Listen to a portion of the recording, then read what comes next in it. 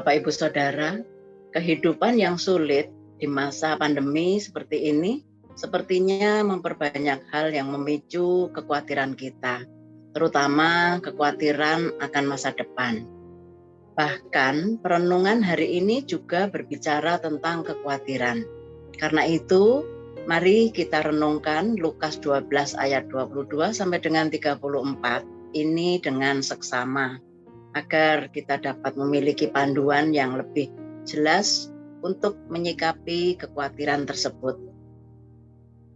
Lukas 12 ayat 22 sampai 34 akan dibacakan oleh Pak Yosa.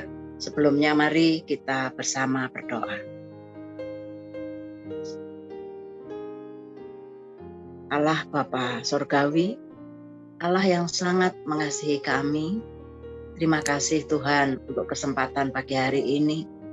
Terima kasih untuk firman yang Tuhan sediakan bagi kami. Terima kasih Tuhan untuk yang Tuhan berikan kepada kami.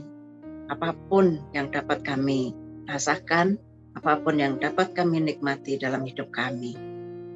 Tuhan, tuntunlah setiap kami untuk kami boleh mengerti firman-Mu ini, karena firman Tuhan adalah terang bagi jalan kami, pelita bagi kaki kami. Terima kasih Tuhan untuk pagi hari ini. Terima kasih.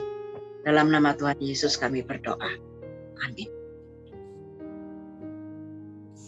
Firman Tuhan dari Lukas 12 ayat 22 sampai dengan 34. Hal kekhawatiran.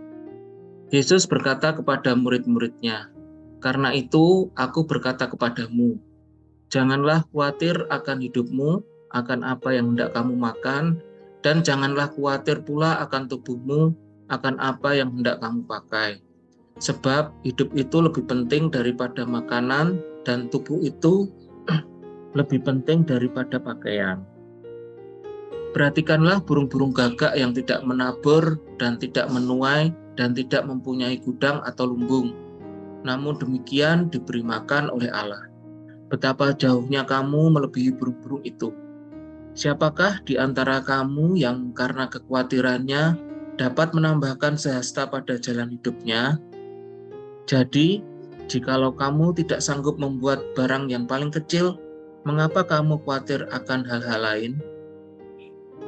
Perhatikanlah bunga bakung yang tidak memintal dan tidak menenun. Namun aku berkata kepadamu, Salomo dalam segala kemegahannya pun tidak berpakaian seindah salah satu dari bunga itu. Jadi, jika rumput di ladang yang hari ini ada dan besok dibuang ke dalam api, demikian didandani Allah, terlebih lagi kamu, hai orang yang kurang percaya. Jadi janganlah kamu mempersoalkan apa yang akan kamu makan atau apa yang akan kamu minum, dan janganlah cemas hatimu. Semua itu dicari bangsa-bangsa di dunia yang tidak mengenal Allah. Akan tetapi Bapamu tahu bahwa kamu memang memerlukan semuanya itu.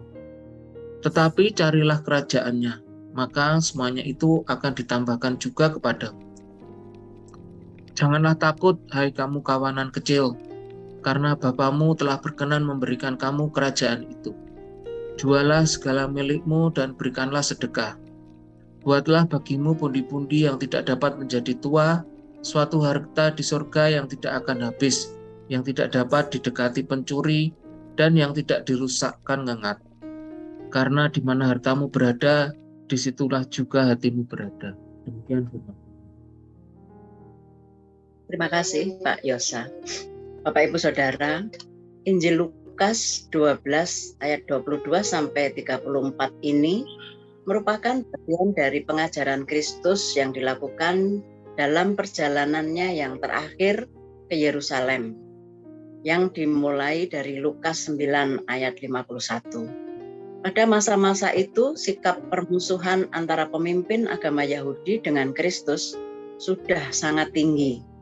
Sebab kalau dihitung-hitung, perjalanan terakhir ke Yerusalem ini terjadi di beberapa minggu sebelum Kristus disalib.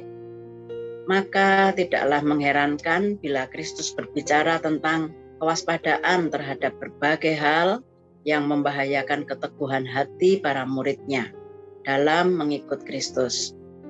Pada bagian awal, pasal 12 ini dicatat peringatan Kristus kepada para muridnya terhadap ragi orang Farisi.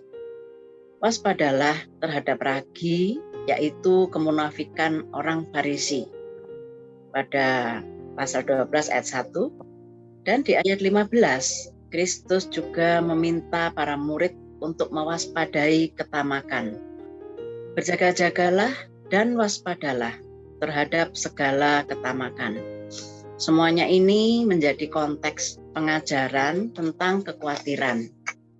Dengan kata lain, sama seperti ragi orang Farisi dan ketamakan yang dapat memporak-porandakan keteguhan hati para murid dalam mengikut Kristus. Demikian pula halnya dengan kekhawatiran.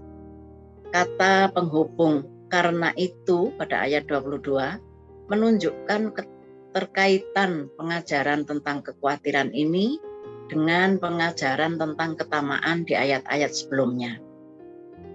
Bapak, Ibu, Saudara, kekhawatiran dapat merusak keteguhan hati para murid dalam mengikut Kristus.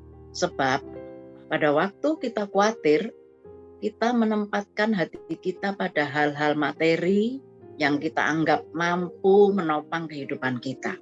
Padahal Kristus mengajarkan bahwa Allah sajalah yang sanggup menopang kehidupan kita.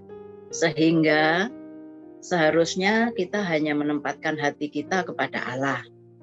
Dengan demikian, iman kita kepada Allah tidak tergerus oleh kekhawatiran yang menyerang kita.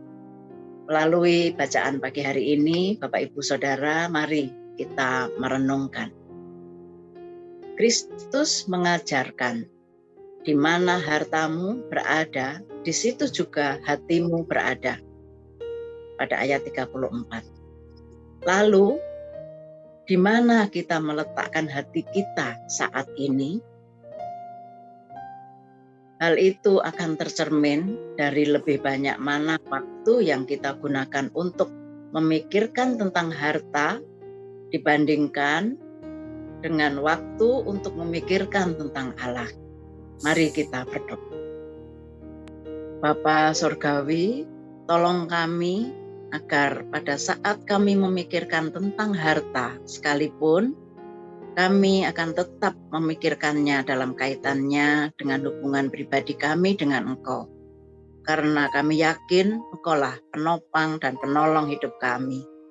Terima kasih Tuhan untuk semua yang Tuhan nyatakan, untuk semua kasih Tuhan yang Tuhan nyatakan dalam hidup kami hari lepas hari. Terima kasih Bapa, dalam nama Tuhan Yesus kami berdoa. Amin. Bapak, Ibu, Saudara, mari kita respon firman Tuhan pagi hari ini. Kita akan memikirkan cara untuk menggunakan harta dalam kaitannya dengan hubungan pribadi kita dengan Tuhan pada saat kita khawatir. Karena Dialah sang pemberi harta, maka sudah seharusnya kita mengandalkan Dia di dalam segala hal yang kita alami di dalam hidup hari lepas hari. Tuhan menolong dan memberkati kita semua. Amin.